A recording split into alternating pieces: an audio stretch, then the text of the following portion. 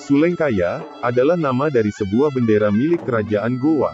Bendera Sulengkaya ini termasuk dalam jajaran panji-panji utama, yang senantiasa mengiringi pasukan kerajaan Gowa dalam pertempuran.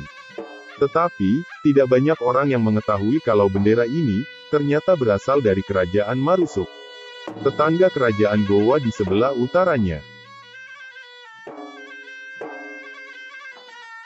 Ada kisah yang menarik, dan sudah menjadi cerita turun-temurun di masyarakat Marusuk, tentang asal-usul sehingga bendera Sulengkaya ini, berhasil dikuasai oleh kerajaan Gowa.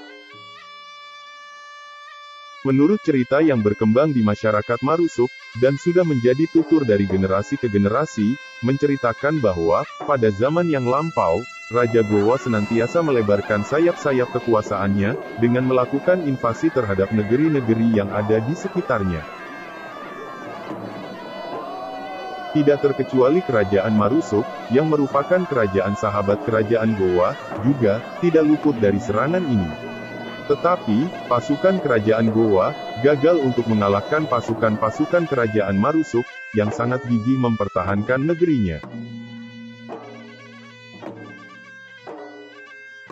Penyebab kegagalan kerajaan Gowa dalam mengalahkan kerajaan Marusuk ini, karena konon ceritanya, kerajaan Marusuk memiliki sebuah alat kebesaran kerajaan, atau Kalompowang, yang mampu membangkitkan semangat tempur pasukan-pasukan kerajaan Marusuk. Alat kebesaran tersebut terdiri atas sebuah bendera, di mana bila bendera ini telah berkibar dalam medan pertempuran, maka tak ada lagi kata mundur bagi pasukan-pasukan kerajaan Marusuk. Mereka lebih memilih mati berkalang tanah, daripada harus mundur setapak pun. Karena kegagalannya tersebut, Raja Gowa kemudian memanggil Boto Lempangang, yang merupakan penasehat kerajaan Gowa, dan meminta pendapatnya, mengenai strategi apalagi yang mesti dilakukan, untuk dapat menaklukkan dan menguasai kerajaan Marusuk. Boto Lempangang, sebagai penasehat Raja Gowa, yang terkenal akan kecendikiawannya, kemudian memberi saran kepada Raja Gowa, bahwa akan sulit bagi kita, mengalahkan kerajaan Marusuk dengan cara peperangan. Sebaiknya kita menawarkan perjanjian perdamaian, dengan meminang putri Raja Marusuk sebagai menantu paduka Raja Gowa. Dengan adanya hubungan kekerabatan melalui politik perkawinan ini, tentu akan menguntungkan bagi kita. Karena secara tidak langsung, kerajaan Marusuk, telah menjadi bagian dari kerajaan Gowa.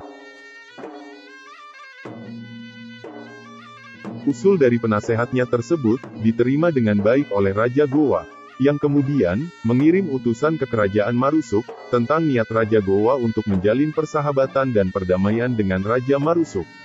Dan disampaikan pula, itikat Raja Gowa yang akan meminang putri Raja Marusuk, untuk dijadikan sebagai menantu.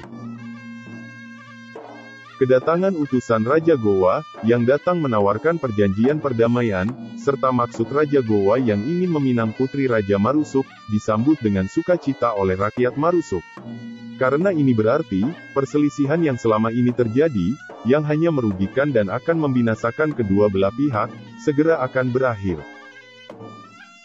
Akhirnya, setelah pernikahan dilangsungkan secara meriah di kerajaan Marusuk, maka tibalah waktunya putra Raja Gowa kembali ke negerinya, dengan membawa serta istrinya, untuk diperkenalkan kepada ayahnya dan juga rakyat kerajaan Gowa.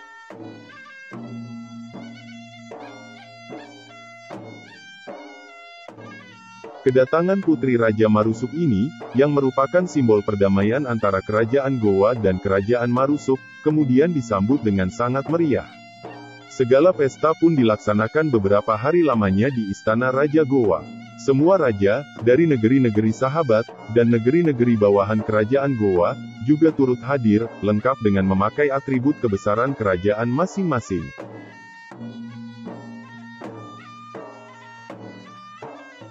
Pada saat pesta berlangsung, Raja Gowa kemudian menghampiri menantunya, seraya berkata, "Ku tahu Ananda adalah seorang putri mulia dari kerajaan Marusuk. Tetapi, tidak adakah lambang kebesaran di negerimu? Karena kulihat, Ananda tidak membawanya dalam pesta ini. Lihatlah, semua raja-raja yang hadir di sini, besar maupun kecil, mereka datang dengan alat kebesaran masing-masing." Karena merasa malu, maka putri Raja Marusuk kemudian memohon izin untuk kembali ke negerinya. Meminta restu kepada ayahnya Raja Marusuk, agar diperkenankan membawa serta alat kebesaran kerajaan Marusuk, untuk diperlihatkan juga di kerajaan Gowa. Setelah berembuk dengan perangkat kerajaannya, yakni Gallarang Tujuari Marusuk, maka, diboyonglah alat kebesaran kerajaan Marusuk, yakni sebuah bendera yang disebut Pangkal Langutinga. Sebuah bendera, yang merupakan simbol keberanian dan keperkasaan pasukan kerajaan Marusuk.